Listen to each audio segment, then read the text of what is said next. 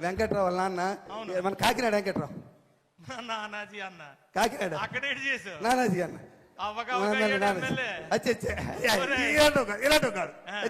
ఇలాంటి పని చేసి అక్కడికి వెళ్ళే చేయలేదన్న అలా చచ్చిపోయాడు కదా అలా అన్న చచ్చిపోతే నువ్వు వెళ్ళేవేటి ఎప్పుడు వెళ్ళావు నేను తర్వాత ముందు రోజు వెళ్ళాను మా ఆవిడ అంది శవం చూస్తుండకి వెళ్తేనట శవం ఉండకి వెళ్తేనట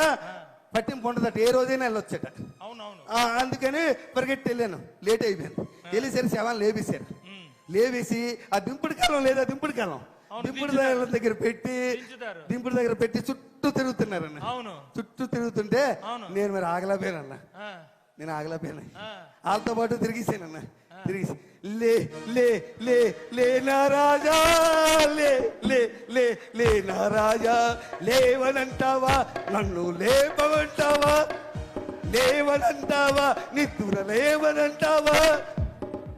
ఇదన్న సూత్రం ఏంటి అలా సూత్రం ఏంటి శవాన్ని లేమన్నావా శవాన్ని లేమన్నావా ఆది లేపారో లేదు కానీ నిన్ను లేపేసి ఉంటారా చెదకొట్టేసారు తను తోసే కర్రలతో తోసారు పక్క దొంగలో పడిపోయాను వెళ్ళి శవాన్ని లేకమాట వేటరా అన్న పాట అన్న ముసలోడి పాటలు అంటే ఇష్టమే